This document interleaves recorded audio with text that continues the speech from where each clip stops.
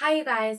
Today I want to talk to you about perhaps joining the 30-day vlogging challenge. This was started by my good friend Tim King, who I've interviewed here on the site. He's grown his photography business through social media and his blog and his online presence. And he's a big inspiration for always doing something new and exciting online that keeps people's interest and keeps the conversation going. He did a 30-day blog challenge over the holidays, and I decided not to opt in just because the nature of my content takes too long to create, and it was over the holidays and my birthday. There were a lot of things going on, and I knew I wouldn't be able to have the quality I needed to be a part of what he was doing. But this one, I want to participate in. Now, I know it's going to be a struggle. I'm going to keep the video short, topical. I'd like to have about 15 on Mismorphosis and 15 on Blogging Fearlessly by the end of it. So I'd like you to be able to really derive some value from every little video.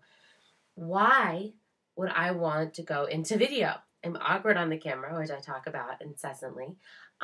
It's much more work for me than putting something on paper. But Tim is dead on. Multimedia, videos, podcasts are so important if you want to be anything on the social web. The reason for this, there's a couple reasons. One big reason is that some people just prefer video and audio. So if you are tapping into those mediums, you're going to reach a whole new audience. I know that I listen to podcasts when I drive. I put them on CDs, and that's what I listen to when I commute. And so there are amazing people that I have discovered just because of my love of podcasts. I would never have the time to sit down and delve into each of their blogs. The other thing is that you're able to connect with people differently. You're able to see my face, see my eyes. You're able to maybe trust me a little more. You can see my disaster workspace. You can see my dog running back and forth. There's a whole new personal aspect to being able to see someone or hear someone. So when you tap into those, you not only enhance the quality and the strength of your brand, but you hopefully reach whole new audiences. Another really important reason that you should be putting out multimedia is the concept of recommendation engines, which I explored in my interview with Penelope Trunk. I actually didn't post it on the interview, I posted it on the website, but if you're a subscriber, it's part of the bonus content in that interview. So if you're not already a subscriber to Blogging Fearlessly, you should be, because when I send you the interviews, I send you kind of the really good behind the scenes tips into just the subscribers, because I don't want to tell everybody. But this idea of recommendation engines is the idea that if you're trying to compete for certain keywords in your posts, in your content marketing online, then you're competing against the, 412 million English-speaking blogs out there. That's very hard to do for any popular words that people are searching for.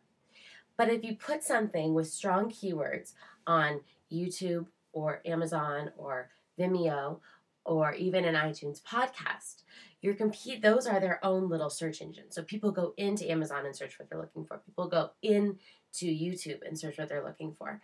And you're much, much, much more likely to gain traction in one of these smaller search engines. The other thing that happens is they have incredible SEO weight on Google. So if you have a video called, the 20 major pitfalls of content marketing, and you make it a text post, the chances of getting to the first or second or third page of Google is really small. But if you have that same post and it's illustrated on a video, someone types the names into Google, pitfalls of content marketing. It's much more likely that your YouTube video will show up at the top of Google because there's less competition within YouTube, and YouTube itself has such high SEO clout. So when you're competing in these smaller little search engines that have immense weight in Google, especially YouTube, you're able to come up higher in the organic search engine rankings just because Google always shows some videos, some images, things like that. So, another really important thing is podcasts. That's kind of the next wave. A lot of people have tapped into videos, which is what we're going to be exploring these next 30 days. But after this, I'm getting into podcasts if it kills me, because there is so much less competition on iTunes. If you want to talk about content marketing online, you're competing against hundreds of thousands of blogs and millions of articles. If you have a podcast on iTunes about content marketing, competing against hundreds. It's much easier. Much, much, much, much easier. And it's a more casual medium that allows you to interview easier, communicate in a different way with your audience.